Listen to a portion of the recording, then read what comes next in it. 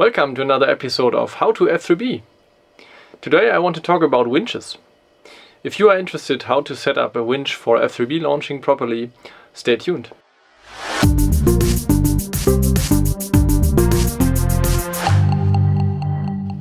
I think you clicked on this video because you are interested in F3B flying. If you'd like to get more information about that, subscribe to my channel and do not miss any more videos I will upload in the future about this topic. And also check out the playlist that says How to F3B. This video might get a bit longer, and I will put some chapters into the video description so you can jump directly to the portion of the video that is interesting for you. The main components of the winch are the drum, the electric motor, the backstop,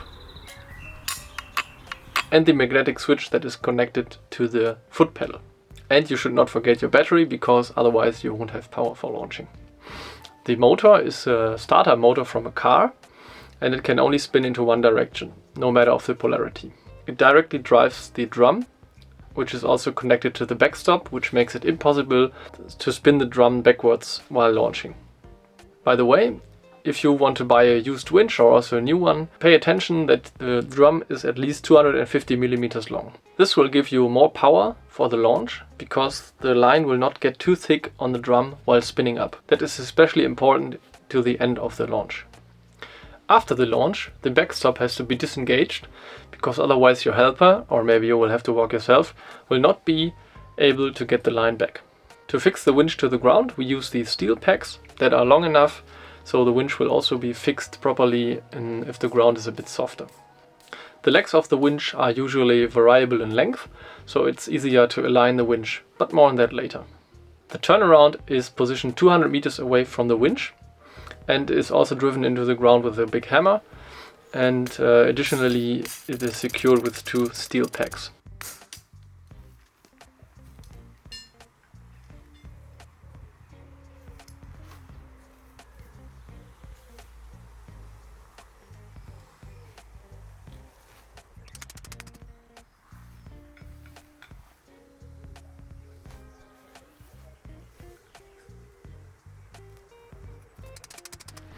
It's very important to route the line in the right way. So it starts at the winch, goes 200 meters on the ground to the turnaround, then comes up through the pulley and is leaded back to the start, so back to the winch actually. The winch lines are made out of nylon, and it's a tough decision to choose the right line for the conditions. You want to go as thin as possible to get the highest launch, because you want to stretch out the line while launching, and you want to get the stretch back into speed in the zoom phase of the launch. So if the line is too thick, you will not be able to stretch it out, and it's also heavy and will create a lot of drag. But if you choose your line too thin, it will easily break, as the tension will get too big for it. That was actually a really interesting experience on the World Cup in this year, because there were a lot of line breaks, especially when we had some heavier conditions. And you can take the risk, especially if you have, for example, in speed flying 4 minutes of working time, you can try to go on the thin line. If you get up, it's good. If it breaks, it's not that bad, because you can go around and have a relaunch. But I think this whole tactic thing with the lines and with the relaunches is another topic. So if you're interested in that, please leave a comment and I will make a video about that too. It's pretty crucial that you align your winch properly.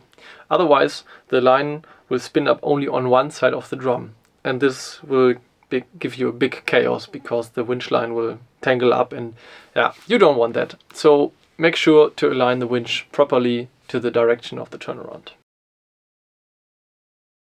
We cannot change the RPM of the winch. It is fixed. The only thing we can do is change the diameter of the drums. For that we use these sleeves. You can get them in halves and also in one piece, so you can push it onto the drum. That depends on the build of your winch. And the thing we can do with these is to vary the speed of the line. So if you have a big diameter, the line will spin in a bit faster, but there will be less maximum tension for the line, because the power is limited of the drum. So you can speed it up and have less tension, or you get a thinner drum and have more tension and less speed. So that's also a tactic decision. But you can say if you use a thin line, you want a big diameter, and if you use a big line, you probably want a thinner diameter. If you're starting on an official contest, there are some rules for the winches. One of them is a minimum inner resistance of 23 milliohms. Another one is that you have to use a lead acid battery. There may be some changes in the future about that, but at the moment these are the rules. If you have any contest related questions, please leave a comment below and I will answer them in a future video. So if you learned something today, hit the like button. Also hit the subscribe button if you haven't already. That will make YouTube show this video to other people that might be interested in F3B flying.